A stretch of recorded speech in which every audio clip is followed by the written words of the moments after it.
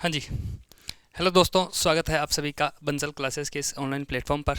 चर्चा करेंगे आज अपन परिवहन की परिवहन का एक लेक्चर अपन कंप्लीट कर चुके हैं, जिसमें अपनों ने सड़क तंत्र का जो जो है वो विश्लेषण किया था कि भारत में सड़क तंत्र जो है वो कितने किलोमीटर का है, कौन से राज्य में सर्वाधिक नेशनल हाईवे है, नेशनल हाईवे को लेकर सरकार के टारगेट्स क्या हैं, उनके बारे में चर्चा अपन ने की थी। अब अपन चर्चा करेंगे आज अपने परिवहन से जुड़ी, मुख्यतः सड़क परिवहन से जुड़ी हुई योजनाओं के बारे में कि किस प्रकार से सड़क की जो योजनाएं हैं वो कौन कौन सी हैं, किस प्रकार से चलाई गई हैं। शुरू करते हैं, सीरीज वाइज पढ़ेंगे। सबसे पहले कौन सी योजना चली, उसके बाद कौन सी योजना चली, इस प्रकार से। चलिए आगे बढ़ते हैं, अपन पढ़ना शुरू करें आज का लेक्चर। प्रॉपर आपने मुझे पूरी उम्मीद है कि आपने पहले वाले लेक्चर का प्रॉपर नोट्स बनाए होंगे और नोट्स बनाकर इस लेक्चर के भी नोट्स बनाएंगे, और आपने पहला वाला लेक्चर याद कर रखा होगा, ऐसी मैं उम्मीद करता हूँ, क्योंकि आप, मुझे लगता है कि आप पढ़ने वाले स्टूडेंट हैं। क्योंकि लेक्चर अगर कोई बच्चा पूरा देख रहा है, इसका मतलब वो पूरा पढ़ने में इंटरेस्टेड है, वो पढ़ना चाहता है, इसलिए। चलिए शुरू करें। भारत में सड़क परिवहन संबंधित योजनाएं, क्या लिखेंगे? सड़क परिवहन संबंधित योजनाएं।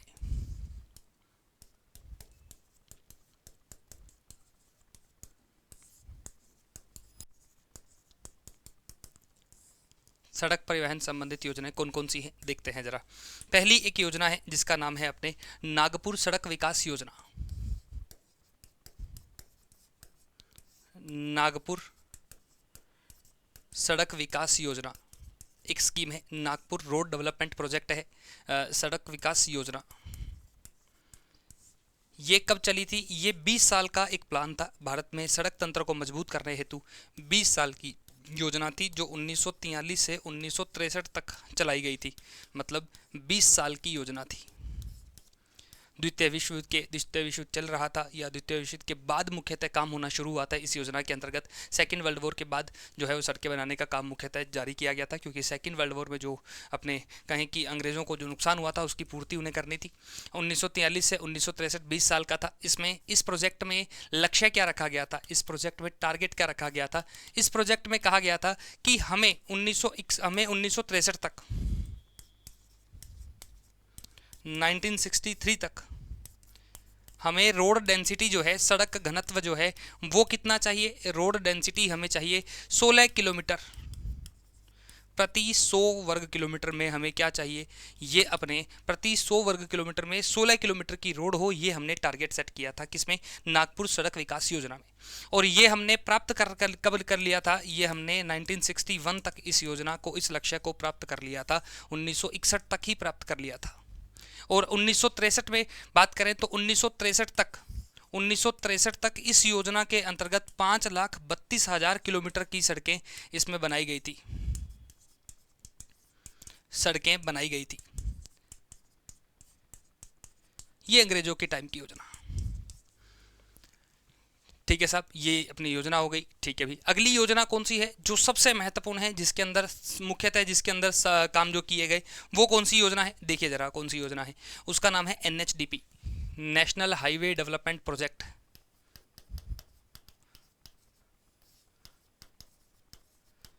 राष्ट्रीय राजमार्ग विकास परियोजना। राष्ट्रीय राजमार्ग विकास परियोजना, ये परियोजना कब की है? इस परियोजना की चर्चा करें तो ये प्रारंभ हुई थी, इसकी घोषणा जो की गई थी या लॉन्च जो किया गया था इसे, वो 1998 में किया गया था। इस समय पीएम कौन था? ये पीएम जो अटल बिहारी वाजपेयी जो थे, उनके कार्यकाल का मुख्य एक सबसे महत्वपूर्ण काम माना जाता है। वो अपन कहें कि कोई अगर पूछे उनसे कि कौन सा काल जो है वो अपना आपके काल का कौन सा काम जो है वो आपके काल का बेस्ट रहा है, तो उसका आंसर क्या था? NHDP, national highway development project. NHDP। तो इस समय पीएम कौन था? अटल जी इस समय पीएम हुआ करते थे। अटल जी इस समय पीएम हुआ करते थे। और अगर बात करें, प्रारंभ हो गया, पीएम हो गए, और देखें तो और इसमें अपने को क्या आ जाएगा? मंत्रालय कौन सा है? अब नाम से ही क्लियर है भैया, मंत्रालय कौन सा होगा? परिवहन मंत्रालय, ट्रांसपोर्टेशन मिनिस्ट्री इसमें काम करेगी। इसमें उद्देश्य क्या रखा गया था? इसका उद्देश्य क्या रखा गया था, और इसमें कुल कितने चरण जो हैं वो चलाए गए थे? कुल कितने चरण इसमें चले, ये हमें ध्यान देना है। देखो जरा, अगर मंत्रालय की बात करें तो ऑब्वियस सी बात है सड़क परिवहन मंत्रालय होगा, इसमें सड़क परिवहन एवं राजमार्ग मंत्रालय, ट्रांसपोर्टेशन मिनिस्ट्री इसके अंदर काम करेगी, परिवहन मंत्रालय। उद्देश्य क्या था? उद्देश्य था इसमें औद्योगिक नगरों को, महानगरों को आपस में जोड़ना। तो क्या उद्देश्य था इसका? महानगरों, औद्योगिक नगरों,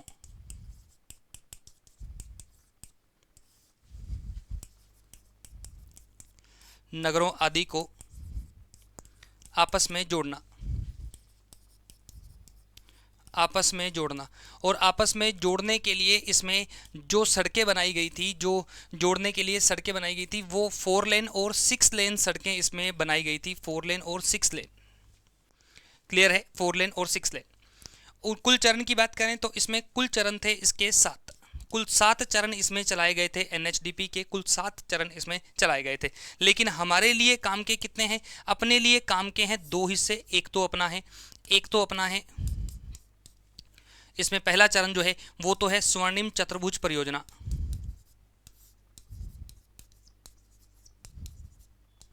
स्वर्णिम चतुर्भुज परियोजना, गोल्डन क्वाड्रिलेटरल प्रोजेक्ट।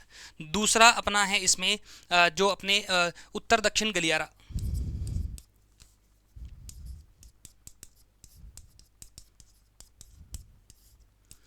उत्तर दक्षिण पूर्व पश्चिम गलियारा, ये इसमें किया गया था, ध्यान देंगे। तो स्वर्णिम चतुर्भुज, गोल्डन क्वाड्रिलेटरल कहते हैं इसको, गोल्डन क्वाड्रिलेटरल, गोल्डन क्वाड्रिलेटरल। और ये कौन सा है? ये नॉर्थ साउथ और ईस्ट वेस्ट कॉरिडोर है, तो इसको अपन चर्चा करेंगे। तो पहले अपन क्या पढ़ेंगे? स्वर्णिम चतुर्भुज परियोजना जो है वो क्या थी, गोल्डन क्वाड्रिलेटरल प्रोजेक्ट क्या था, उसके बारे में बात करेंगे। देखिए जरा, पहला चरण शुरू करते हैं। क्या है अपने? स्वर्णिम चतुर्भुज परियोजना।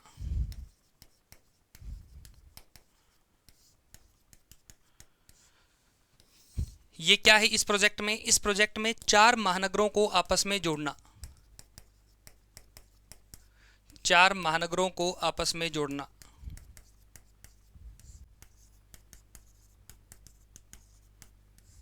जोड़ना, देखो इधर कौन सा है। हाँ जी, अगर बात करें अपन कौन से 4 महानगरों को जोड़ेंगे? 4 महानगरों में जो नगर हैं, एक तो है अपना दिल्ली, दिल्ली के बाद यहाँ अपना आ जाएगा मुंबई, मुंबई के बाद यहाँ अपना आ जाएगा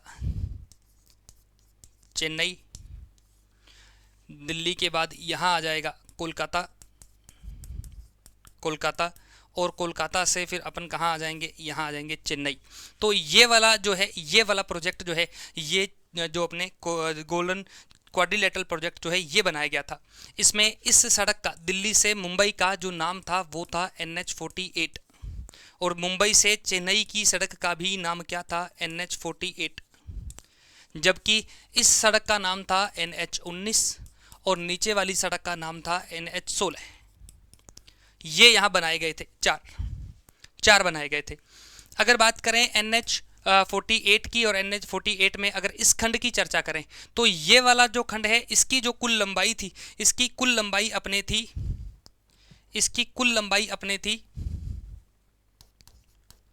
1419 किलोमीटर।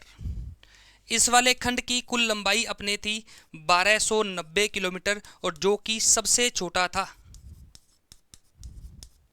जो क्या था? सबसे छोटा NH16 जो है कोलकाता से चेन्नई, इसकी लंबाई जो रखी थी, इसकी 1684 किलोमीटर रखी थी, और ये इसका सबसे बड़ा भाग था, सबसे बड़ा खंड था। और इसमें NH19 वाले की लंबाई जो है वो थी 1453 किलोमीटर, ये इसमें रखा गया था।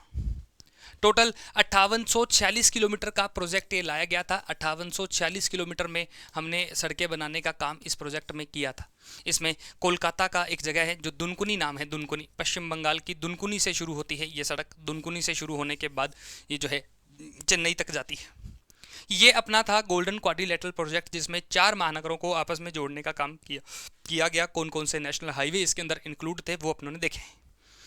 और देखें, और बात करें अपन इसमें, स्वर्णम चतुर्भुज परियोजना हो गई है। इसके बाद अगर देखें तो एक अपने आ जाएगा, अब बात करेंगे गलियारों की। उत्तर दक्षिण गलियारा दूसरे चरण में जो बनाया गया था उसमें 2 गलियारे बनाए गए थे। क्या बनाए गए थे? 2 गलियारे बनाए गए थे। एक गलियारे का तो नाम है क्या?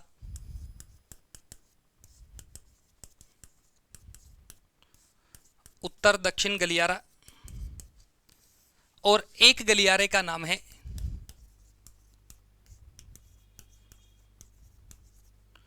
पूर्व पश्चिम गलियारा। पूर्व पश्चिम गलियारा। उत्तर दक्षिण नॉर्थ साउथ कॉरिडोर है और ये ईस्ट वेस्ट कॉरिडोर है। उत्तर दक्षिण गलियारे में स्टार्टिंग पॉइंट था श्रीनगर, और श्रीनगर से चलकर अपन कहां गए थे? कन्याकुमारी। विवेकानंद रॉक मेमोरियल बताया था मैंने आपको, विवेकानंद रॉक मेमोरियल बना हुआ है कन्याकुमारी में, मेडिटेशन सेंटर है, ध्यान केंद्र है, समुद्र में चट्टान पर बना है कन्याकुमारी में। तो कन्याकुमारी किस राज्य का हिस्सा है? तमिलनाडु का। जबकि श्रीनगर किसका हिस्सा है? जम्मू कश्मीर की कैपिटल है। और कैसी कैपिटल है? समर कैपिटल है, ग्रीष्मकालीन राजधानी है। तो ये वाला हिस्सा बनाया गया था। इसमें लगभग लगभग कितना था? 4000 किलोमीटर का ट्रैवल, 4000 किलोमीटर की सड़कें इसमें बनाई गई थी। इस दोनों गलियारों में कुल सरकार द्वारा 7300 किलोमीटर सड़कें बनाने का निर्णय लिया गया था कि लगभग लगभग मोटे मोटे तौर पर हम 7300 किलोमीटर की सड़कें बनाएंगे। लेकिन पूर्व पश्चिम गलियारे की बात करें तो पूर्व पश्चिम गलियारे में ये जो रखा गया था पॉइंट, एक यहां से शुरू करके अपने इस प्रकार से रखा गया पॉइंट है, जो अपने, अगर इसका नक्शा कहें तो नक्शा बना देते हैं। देखिए,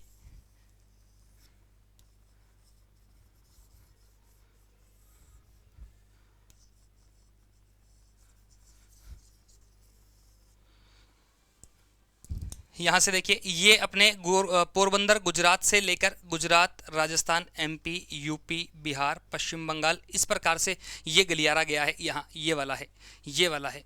तो ये वाला जो हिस्सा है ये तो है अपने पोरबंदर। कौन सा हिस्सा? ये डॉट जो है ये कहाँ का डॉट है? ये पोरबंदर का डॉट है। जबकि ये वाला जो डॉट है ये किसका डोर है? ये सिलीचर का है। सिलीचर कहाँ पड़ता है? असम में पड़ता है। 7 राज्यों से होकर गुजरता है ये वाला। तो ये अपने 3300 किलोमीटर का, कितने किलोमीटर का खंड बनाया गया था? ये 3300 किलोमीटर का बनाया गया था। और दोनों आपस में ये उत्तर दक्षिण गलियारा और अपने पूर्व पश्चिम और उत्तर दक्षिण गलियारा जो आपस में काट रहा है, ये वाली जगह जो है, ये वाली जगह कौन सी है? ये वाली जगह कौन सी है? ये है अपने झांसी। झांसी कहाँ पड़ता है? यूपी। झांसी कहाँ पड़ता है? यूपी में पड़ता है। ठीक है, तो ये काटने वाला स्थान कौन सा है? झांसी है। अब मैं आपको कुछ शहरों के नाम दिखा देता हूँ, पेपर में कई बार पूछ ले तो आप यहाँ से सवाल कर पाए। देखिए, ये अपने कहाँ से गुजर रही हैं? देख सकते हैं आप कि पूर्व पश्चिम गलियारा है जो अपने गुजरात से शुरू होता है और कहाँ तक जाता है? असम तक जाता है। पोरबंदर, राजकोट, मोरबी, राधनपुर, पालनपुर, राजस्थान के उदयपुर, चित्तौड़गढ़, कोटा, बारा, मध्य प्रदेश तक, कोटा 12 तक जाता है। फिर यहाँ नया राज्य आ गया मध्य प्रदेश, मध्य प्रदेश के शिवपुरी और गंज तक जाता है।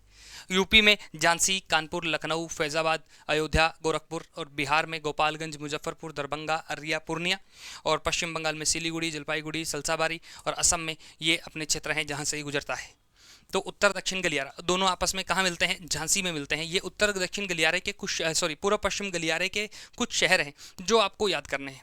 पेपर में स्टेट एग्जाम में तो पूछेगा ही पूछेगा, ये तय है, इसमें कोई दो राय नहीं है कि स्टेट एग्जाम में प्रश्न आएगा ही आएगा। लेकिन यहाँ बात करें अपन,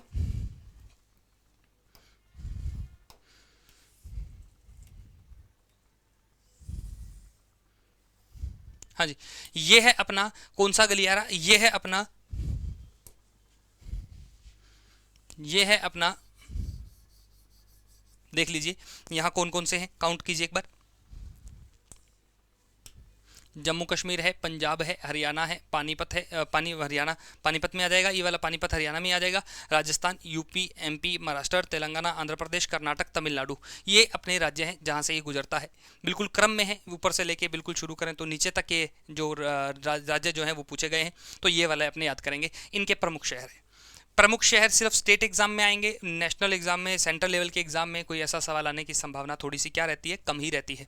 और अगर देखना चाहो तो मैं और भी दिखा सकता हूँ पिक्चर, आपको देख सकते हैं, ये कॉरिडोर वाला भी पिक्चर है। यहाँ से श्रीनगर से ब्लू कलर की लाइन श्रीनगर से शुरू होती है और बीच में कहाँ जाती है, अपने कन्याकुमारी तक जाती है। फिर यहाँ से ये लाल वाली जो है चारों, वो अपने कौन सा बन गया, ये कॉरिडोर बन गए चारों, ये अपने चारों वाले वो NHDP के अंदर पहला चरण गोल्डन क्वाड्रिलेटरल बन जाएगा। फिर यहाँ जो है, यहाँ से पोरबंदर से शुरू हो रहा है, देखो पोरबंदर से शुरू हो रहा है ये वाला, तो ये वाला जो है ये अपने किससे है, पोरबंदर का है। ये जा रहा सिलीचर तक, देखिए ये रहा। और फिर अपन ये ब्लू कलर की लाइन जो है ये यहाँ से है सीधा, यहाँ से बन गई है। तो इसके इस वजह से अपने ये वाला है, क्लियर है। तो कॉरिडोर भी हो गए, इसमें भी हो गए। बस नक्शे में हालांकि इसमें कुछ है नहीं, कहा जाता है कि नक्शा बनाओ नक्शा बनाओ, नक्शा बनाकर भी आपके सामने ही है, ऐसा कुछ ही नहीं है। बस स्टेट याद कर सकते हो नक्शे से इजीली आप, और तो क्या है, लेकिन वो भी अपने हाथ से बनाओगे तभी याद होंगे, वरना वो भी याद होने वाले नहीं। तीसरी योजना पे चलते हैं, बड़ी महत्वपूर्ण योजना है। तीसरी एक योजना सरकार ने चलाई थी जिसका नाम था PMGSY। क्या नाम है? PMGSY, प्रधानमंत्री ग्राम सड़क योजना।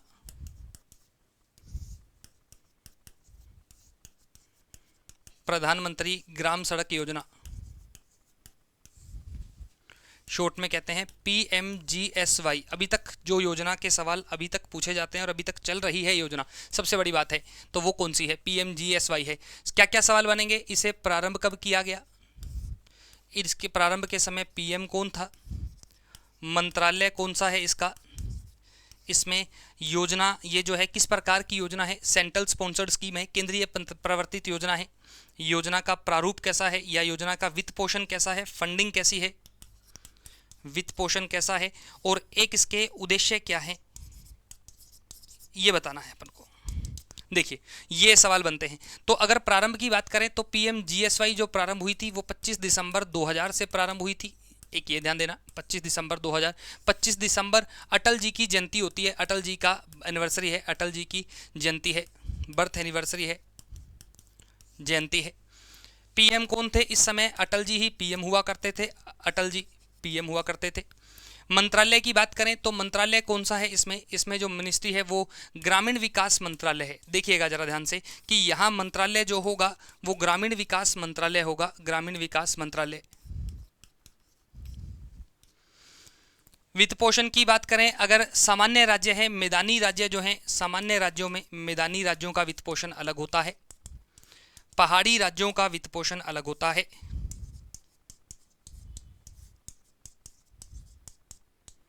पहाड़ी राज्यों का वित्त पोषण अलग होता है। और अपने और बात करें तो पहाड़ी राज्यों का वित्त पोषण जो होता है, और यूटी का, सॉरी एक है यूटी, कि यूटी का तो 100% कौन देता है, केंद्र सरकार देता है, केंद्र सरकार खर्च करती है, केंद्र सरकार। मैदानी राज्यों में खर्च जो करता है वो कौन करता है, मैदानी राज्यों में खर्च, यहां अपने खर्च होगा 60:40 का, और यहाँ रेशो होगा 90:10 का। और एक ध्यान देना, जब भी इस प्रकार से लिखा जाए तो इसमें पहला हिस्सा जो होता है वो केंद्र का होता है, दूसरे वाला हमेशा राज्य का होता है। तो यहाँ केंद्र कितना देगा, 60% फंडिंग करेगा, और इसमें दूसरे वाला कौन सा होगा, राज्य वाला होगा। लेकिन ध्यान देना ये पैटर्न 2015 से है, 2015 से पहले 2015 से है। और 2015 से पहले क्या था, 2015 से पहले 100% जो स्कीम थी, 100% पैसा जो था वो केंद्र खर्च किया करता था। ये थोड़ा सा इसमें ध्यान देना। मंत्रालय खास है, वित्त पोषण खास है, आजकल वित्त पोषण के प्रश्न एग्जाम में आ रहे हैं तो वित्त पोषण ध्यान रखिएगा। उद्देश्य क्या है, इसका उद्देश्य डिसाइड किया गया था कि हम आने वाले 3 साल में जितने भी 1000+ आबादी वाले गांव हैं उन सभी गांवों को आपस में जोड़ देंगे, ये डिसाइड किया गया था। बाद में 500 का टारगेट सेट किया गया कि 500 वाले कौन से गाँव हैं उन सभी को जोड़ देंगे। तो इसके लिए कहा गया था, क्या कहा गया था कि अपने आने वाले समय में जो अपने आबादी के जो गाँव हैं उनको जोड़ दिया जाएगा अगले 3 सालों में। ठीक है, लिखो आगे क्या बनेगा, उद्देश्य क्या बनेगा, अगले 3 वर्षों में 1000+ आबादी वाले गांवों को जोड़ना, आबादी वाले गांवों को सड़क कनेक्टिविटी प्रदान करना,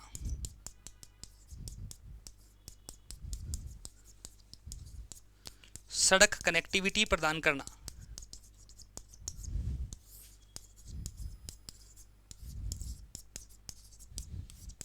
कनेक्टिविटी प्रदान करना।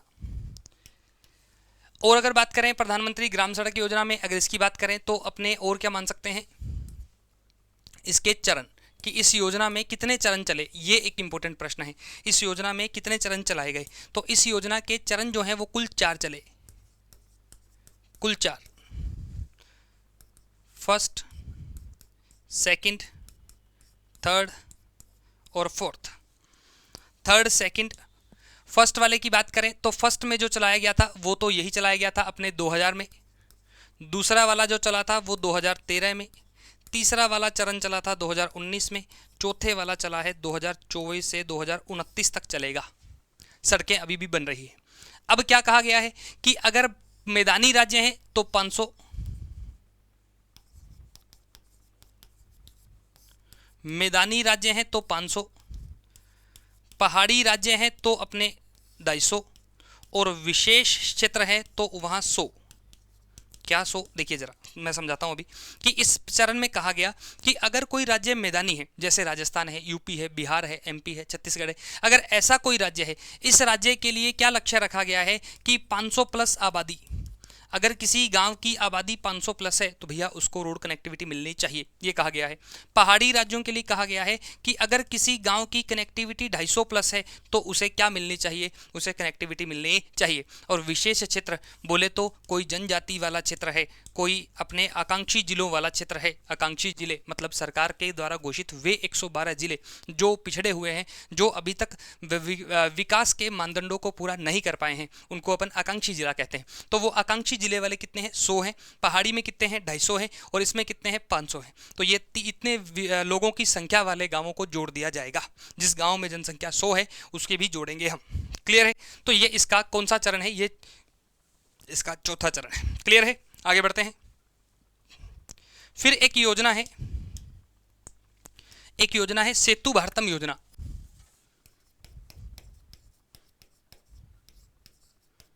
कौन सी योजना है? सेतु भारतम योजना। क्या है सेतु भारतम योजना? देखो जरा, कब लॉन्च की गई थी? मंत्रालय कौन सा था?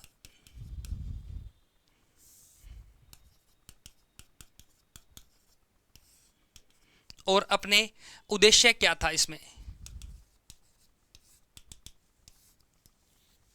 सेतु भारतम योजना ये अपने लॉन्च की गई थी 4 मार्च 2016 को और लॉन्च किया गया था मोदी जी द्वारा।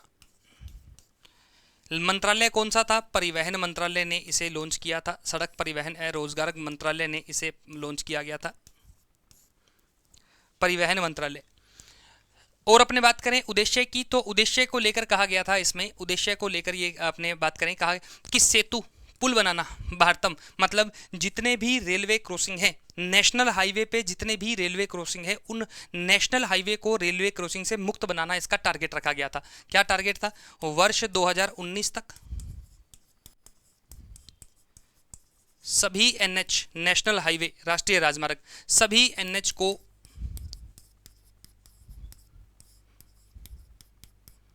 रेलवे क्रॉसिंग से मुक्त बनाना। मतलब वहाँ या तो क्या बनाओगे, यहाँ रेलवे ओवरब्रिज बनाओगे, या क्या बनाओगे, रेलवे अंडरब्रिज बनाओगे, आरओबी या फिर आरयूबी बनाओगे। तो कुछ तो बनाना ही पड़ेगा कि 2019 तक सभी एनएच को रेलवे क्रॉसिंग से क्या करना है? मुक्त करना है। अगली योजना क्या है? पीएम गति शक्ति। अगली योजना क्या है?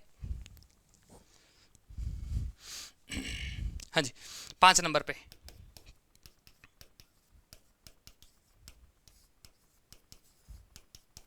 गति शक्ति नेशनल मास्टर प्लान।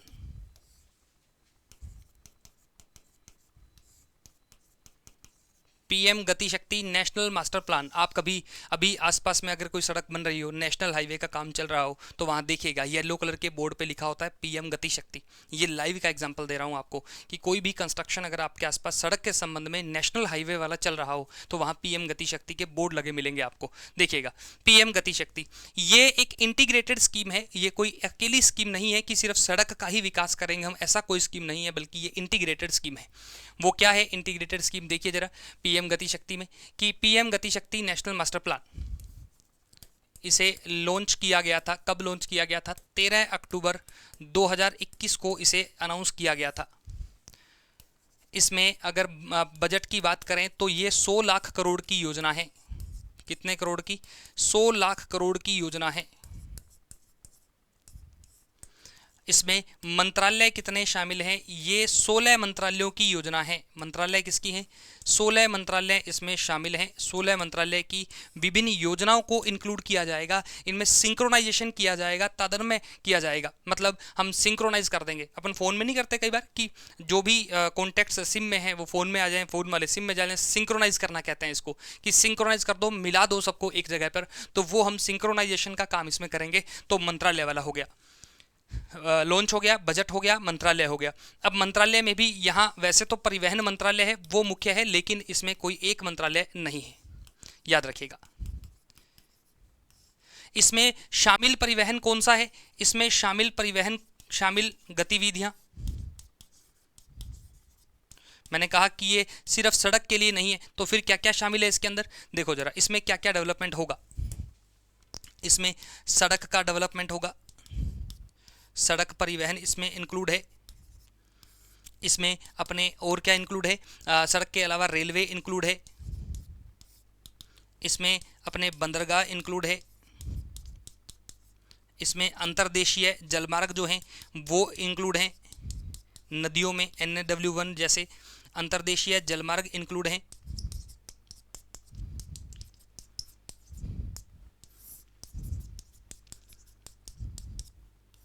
अंतर्देशीय जलमार्ग इसमें इंक्लूड है। और अगर बात करें इसमें और क्या इंक्लूड है भैया, इसमें वायु परिवहन भी शामिल है। फिर इसमें मास परिवहन भी है, मतलब कि शहर में जो चलते हैं मास परिवहन, अर्बन ट्रांसपोर्टेशन सिस्टम जो होता है, मास ट्रांसपोर्टेशन, वो इंक्लूड है। और लॉजिस्टिक्स, और इसमें लॉजिस्टिक्स है।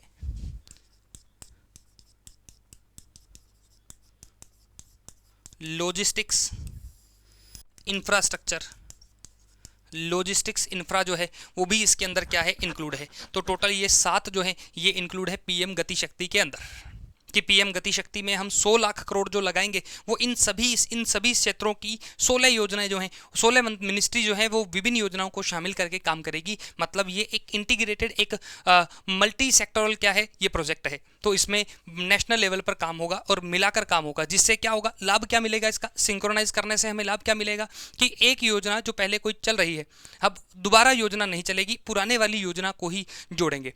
फिर दूसरी बात, जब विभिन्न मंत्रालयों के बीच में आपस में कॉन्टैक्ट होगा तो इससे काम का दोहरीकरण नहीं होगा। कोई मंत्रालय, 2 मंत्रालय एक ही काम नहीं करेंगे। वो फिर पता लग जाएगा, जैसे मान लो ए मंत्रालय ने कोई काम किया, बी को पता लग गया मुझे भी यही करना था, लेकिन ए ने कर दिया, ठीक है अब मैं नहीं करूंगा यार। तो इससे क्या होगा? रिसोर्सेज की बचत होगी, समय की बचत होगी, अपने एफिशिएंसी बढ़ेगी, मतलब हम ज़्यादा लाभ इससे ले पाएंगे। तो ये वाला प्रोजेक्ट जो है वो चलाया गया है। इसके लिए पिलर्स होते हैं। कितने स्तंभ हैं? इसमें 6 स्तंभ बताए गए हैं, इसके 6 पिलर बताए गए हैं। 6 स्तंभ हैं, 6 पिलर हैं। इसमें कौन कौन से पिलर हैं देखिए जरा, मतलब कौन कौन सी खास बात है इसकी, पिलर के पिलर बोले तो खास बात। एक तो इसमें है प्राथमिकता, पहला लिखेंगे व्यापकता, कॉम्प्रिहेंसिवनेस, व्यापकता। दूसरा इसमें है प्राथमिकता, प्रायोरिटाइजेशन, प्राथमिकता।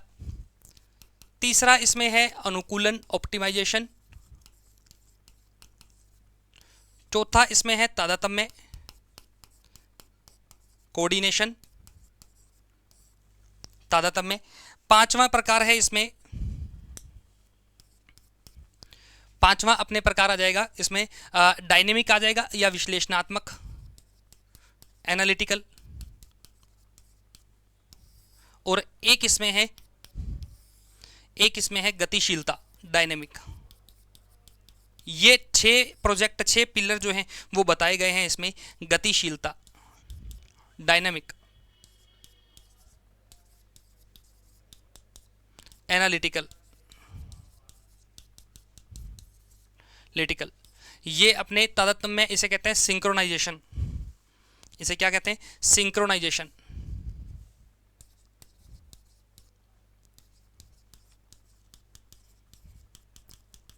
सिंक्रोनाइजेशन, इसे कहते हैं ऑप्टिमाइजेशन। ऑप्टिमाइजेशन 6 पॉइंट हैं इसके, ये आपको ध्यान रखने हैं। इसे कहते हैं प्रायोरिटाइजेशन। प्रायोरिटाइजेशन, और ये है अपना कॉम्प्रिहेंसिवनेस। कॉम्प्रिहेंसिवनेस। टोटल 6 पिलर है, मतलब हम इस योजना में व्यापकता, अरे भैया 16 मंत्रालय की कितनी योजनाएं हैं, मतलब बहुत बड़ा प्रोजेक्ट है हमारे पास ये, इसका बहुत ज़्यादा सभी सेक्टर्स में फैला हुआ है। प्राथमिकता, हम सबसे पहले यही काम करेंगे, इसी योजना को सबसे पहले मानेंगे। तीसरा, और हमारी जो प्राथमिकताएं हैं जैसे इंफ्रास्ट्रक्चर को डेवलप करना, हम उस पर जोर दे रहे हैं। और अनुकूलन, ऑप्टिमाइजेशन, हम अपने ज़रूरतों के हिसाब से डेटा को ज़रूरतों के हिसाब से इंफ्रास्ट्रक्चर बनाएंगे। तारतम्य, सिंक्रोनाइज कर देंगे विभिन्न योजनाओं का, एक ढांचा तैयार कर देंगे हम।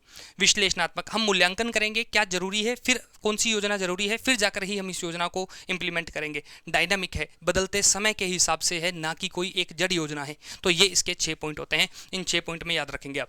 तो ये पीएम गति शक्ति मास्टर प्लान है। तो सड़क वाली अपनी जो योजनाएं हैं, ये वाली योजनाएं हैं। एक इसमें आ गया भारतमाला योजना भी है, एक भारतमाला 7 नंबर की प्लान है अपनी।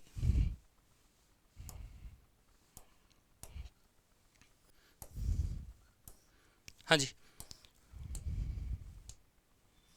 ध्यान दीजिए, 7 नंबर की भारतमाला योजना।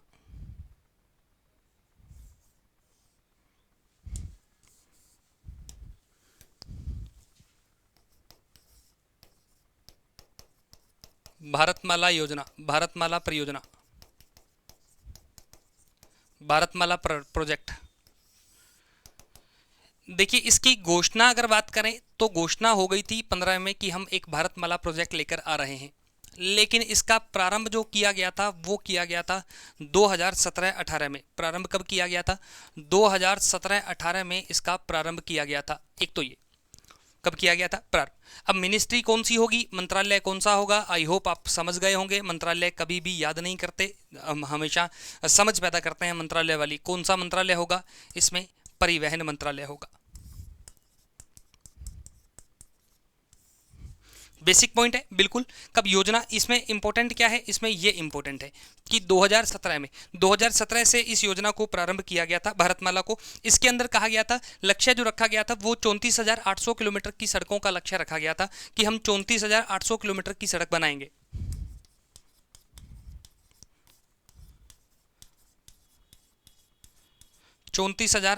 किलोमीटर का सड़क निर्माण होगा, ये कहा गया था इसमें 34,800 किलोमीटर का। इसमें से 10,000 किलोमीटर जो है वो तो नेशनल हाईवे डेवलपमेंट प्रोजेक्ट है, जबकि 24,800 जो है वो अपने क्या है, ये अपने हैं, ये अपने अन्य सड़कें बनेगी। ये इसका छोटी सी योजना है जिसमें भारतमाला परियोजना के बारे में थोड़ा सा ध्यान रखेंगे। भारतमाला परियोजना ये अपनी योजनाएं थी जो किससे जुड़ी है, ट्रांसपोर्टेशन से जुड़ी है, जो अपने परिवहन वाली स्कीम जो है वो है।